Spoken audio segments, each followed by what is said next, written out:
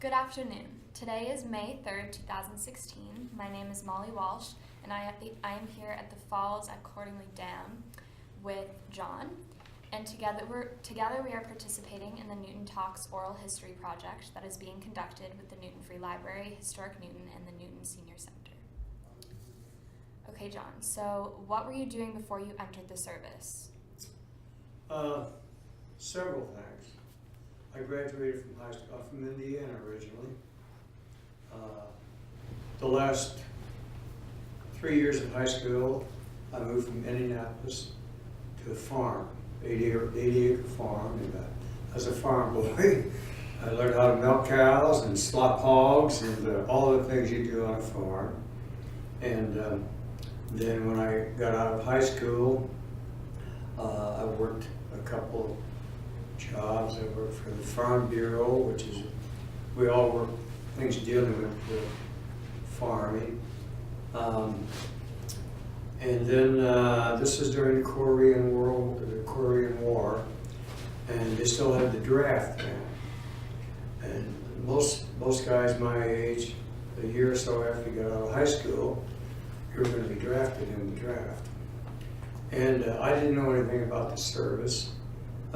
I knew a little bit. I knew that Marines were the first ones in and the last ones out, so I eliminated that from my want list. I knew that the infantry was very, very tough. Had to learn how to sleep in frozen mud, so that didn't appeal to me. So me and my basketball buddies, we decided to join up, and we didn't know whether most of our friends were joining the Air Force. So we flipped a coin to decide between the Air Force and the Navy, and the Navy won out or lost out. And we all three joined the Navy. We went in together, and I was the only one that ended up making the Navy a career. The rest of them just stayed in for one enlistment. And so that's how I started in the military. So how did you join the draft, and why did you choose that specific branch? Because, as I stated, the Marines were the first ones in, the last ones out, and I didn't want to do that. And I thought that the Air Force and the Navy offered a little more what I was interested in. And in hindsight, I'm glad I did join the Navy because I got to see the world. I've never been more than 100 miles away from where I was born. And in 6 months, I've been all the way around the world. So that was appealing when you were a young kid, you know. I didn't particularly like the military way of life because you have to adapt to it. But eventually, I did. So where exactly did you serve, and do you remember arriving, and what was it like? Well, I served many places. I went through basic training that took 3 months. Then I was at my first assignment was to U.S.S. Toledo. That was a heavy cruiser. It was home ported in Long Beach, California. And I was on it about 2 months. And then we were deployed to Korea for 12 months, I think it was. And we were on the bomb line over there, shelling the beach and getting shot at. And that's where I was for the first year. Mm-hmm. Tell me about a few of your most memorable experiences. Well, I think Korea was the coldest place I've ever been in my life. I brought some pictures of Korea, and that's one. Everything was covered with ice. The whole ship was covered with ice, so you had to be very careful. If you did go topside, you would slide all over the place. I guess it was very hot in the summertime. I wasn't there during the summertime, but I know it was very cold. And we were all scared. And when I finally came back to the States, I wanted to see if I could get something different. I didn't like that cruiser at all. So I didn't know what I wanted to do. Just kind of, I had a cousin that was in the submarines during World War II, and I kind of envied him. So I put in for submarine duty, and not thinking I would get chosen for that, because very tough to get chosen for that. And surprisingly, I was selected to go to submarine school, and I did, and so that was 3 months, and then after that I was assigned to my first submarine. I went from New London, Connecticut, took a boat, we call submarines boats, through the Panama Canal all the way over to Hawaii. And that was my first submarine, and I really enjoyed it. Mm-hmm. And I was on 13 different subs. But it's not for everyone, but I did enjoy it. And you're pretty well screened for submarine duty beforehand. It's strictly voluntary, so you're kind of a select group. And I never regretted that. And had some things happen that weren't too nice, and some were pretty nice, you know. I got to see a lot of the world. I've been many places. Most of it is in the Far East. The Atlantic, most of I saw in the Atlantic was Russia through the periscope. Never went on the beach in the Atlantic, but I was all over the South Pacific. Should I do the other questions? Not just these? Yeah, okay. Do you recall any particular humorous or unusual events? Any what? Particular humorous or unusual events? Yeah, there were a couple unusual events. One time we hit the bottom of the ocean is not flat. It's mountainous, just like the Earth is. And you have, if you have a map of land, it's called a map. A map of water is called a chart. That's the difference between the two. And you have bottom contours charts, but you're supposed to show the layout of the bottom, where the mountains are, and so forth. But the whole ocean is not charted correctly. There's places that are not charted.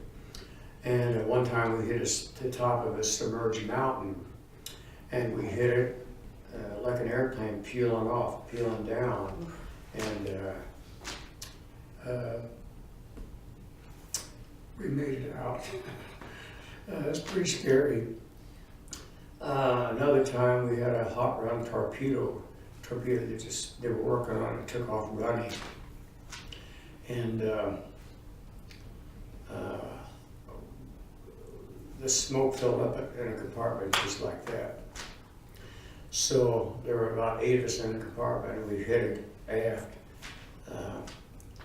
Got through the hatch, but one guy went the wrong way. And we found him up between the tubes, and we were on a patrol where we couldn't surface. And it's pretty bad for him.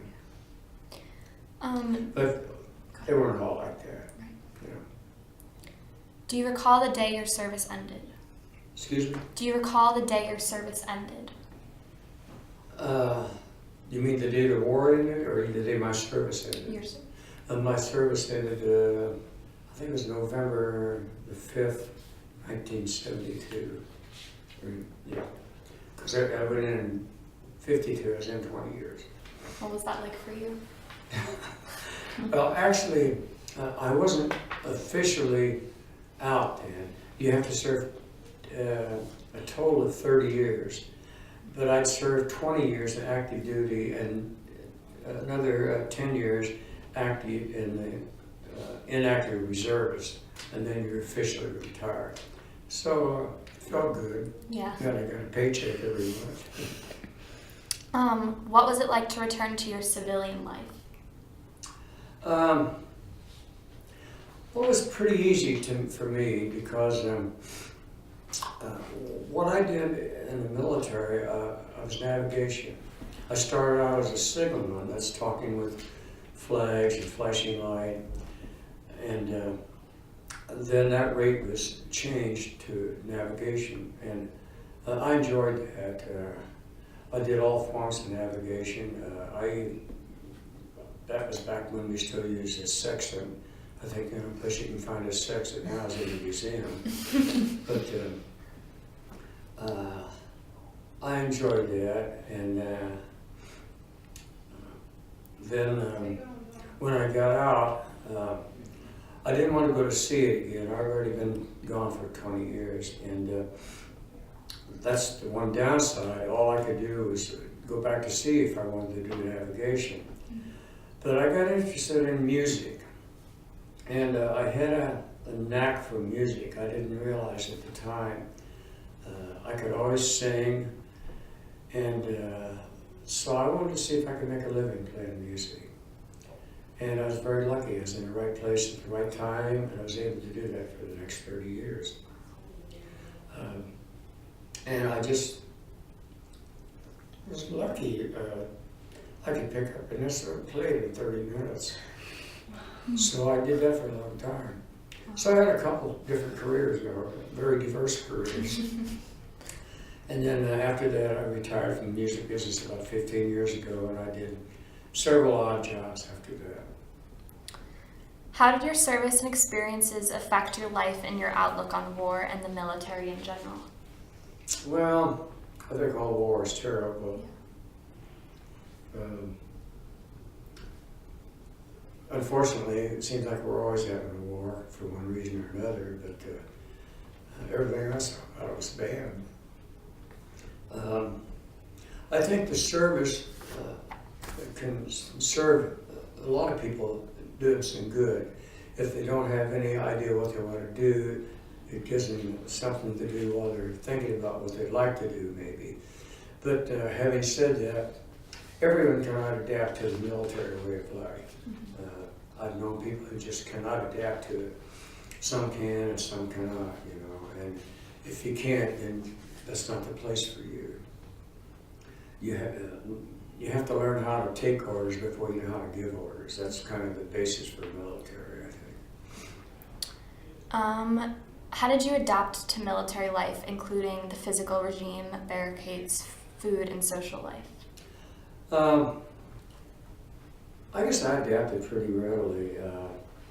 For one thing, I started out with two buddies I went through high school with. We were all doing the same thing, and we kind of leaned on each other. You know, we joked with each other and things like that. So I didn't have any problem adapting to it. But some guys did, you know. But I had no problems with it. How did you stay in touch with your family and friends back home? That was a problem. This was long before computers, and we would get, we were underwater all the time. And if we were lucky, maybe once a month they would have a mail drop. We'd have to come to the surface, depending on what you're doing, whether you could come to the surface or not. This is before the nuclear power subs.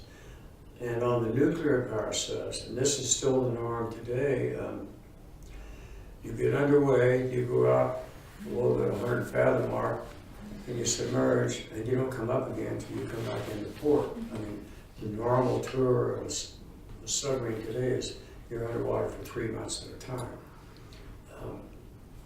The air that you breathe, you make it from out of the water you're sitting in, you know. So you're all totally self-sustained. But yeah, you had virtually no contact with home for a long time. That was tough. Where it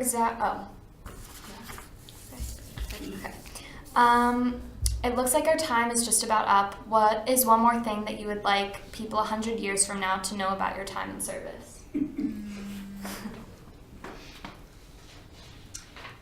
Wow, I don't know.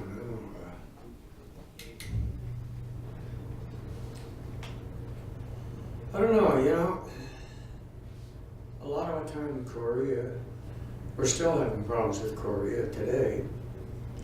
And then I spent the other part against Russia.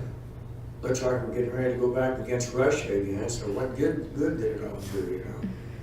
Kind of makes you wonder. But I hope nobody else has to go to war. Well, thank you so much for taking time to do this with us today. We are very happy to be able to include you in our Newton Talks Oral History project. Well, thank you. Thank you very much.